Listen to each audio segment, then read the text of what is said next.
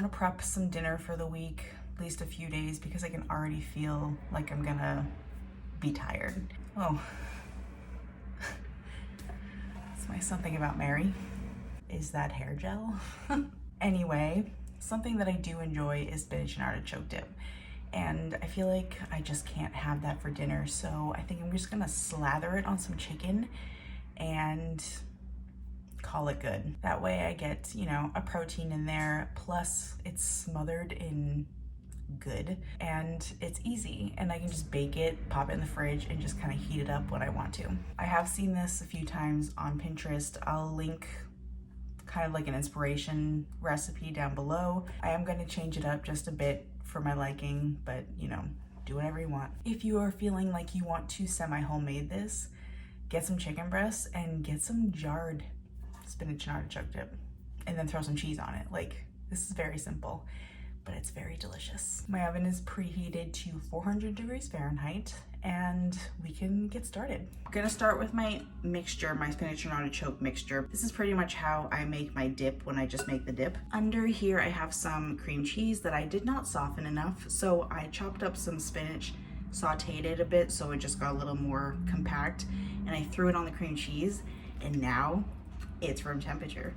So that's what's in here. I sauteed the spinach just in a little bit of salt, pepper, and olive oil. I'm gonna add some garlic powder, onion powder, a couple of shakes of red pepper flake, because as you know, I'm trying to build up my tolerance to spice. Just to make it a little creamier, I like to put some Alfredo sauce in here, just a few tablespoons. And I just buy the Alfredo sauce, no big deal. If you wanna make it though, go for it. Jarred artichokes. The best invention ever. This is where you can really customize it, because like, I'm sure that the recipe that I've linked has a good amount of artichokes, like a normal person amount of artichokes, but I love a lot of artichokes, so I'm gonna add more. Yeah, I just added the whole jar. So that was like 7 or 8 artichoke hearts, no big deal. A little bit of shredded mozzarella. Gonna grate in a little bit of Parmesan, some salt, and pepper. That's my filling, or dip, topping. I'm just going to mix this all together so it is all combined. This is why you need soft cream cheese. And that is all set. I'm gonna put this aside and deal with my chicken now. I've got these 2 big old breasts, and I'm going to actually pound them, I think, because with chicken breasts, you always have that little thin end and the fatter end, and I want to make it one even chicken, because that way it'll cook evenly.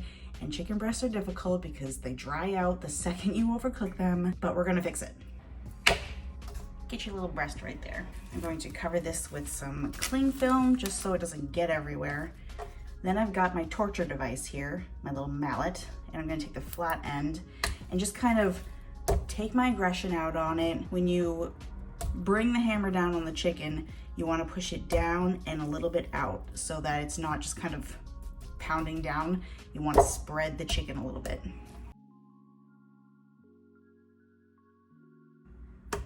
I feel so much better. Take the plastic off, and there you go. See? It's much more even, and this will cook quicker because it's thinner and much more evenly. Now the second one. Now we can put it all together. I've got a baking dish here. Just sprayed it with some nonstick spray. Just gonna lay the chicken in there. What a nice fit. I'm gonna salt and pepper the chicken because we want to flavor all the layers. Then it's just smother it, lunch lady style, nice and sloppy. Gonna spread this out evenly. Just cover all of the chicken. Oh my gosh, this is gonna be divine. You can put this in the oven as it is, but I'm gonna be a little extra. I got some sliced mozzarella at the deli, and I'm just gonna lay them right on top. Oh, you know what I wanted to do? I wanted to put some cherry tomatoes in there, but I don't think there's enough room. Maybe I can shove some in there. There we go. Just a little something extra. Now this is ready to go into my preheated oven. I'm gonna stick this in there for, I'm gonna start with like half an hour. You pretty much just want to bake the dip part through and definitely bake that chicken through until it is internal temperature 165.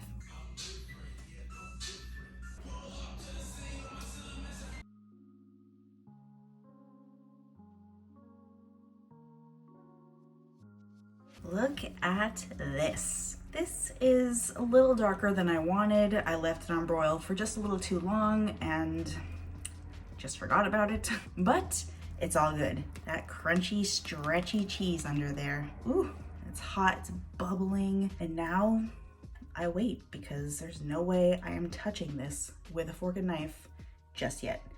This will burn my mouth off and I don't want that to happen. So I'll just let it rest, come together a little more, and then I'm going to have a good time and try a little bit of this. Juicy and cheesy and all of the things in there. Ooh, it's still very hot.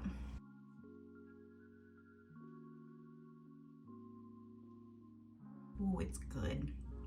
The chicken is so juicy, which I'm very surprised because I mess up chicken breast all the time. But the flavors of the cheese and the spinach and artichoke dip, and those tomatoes were a good call.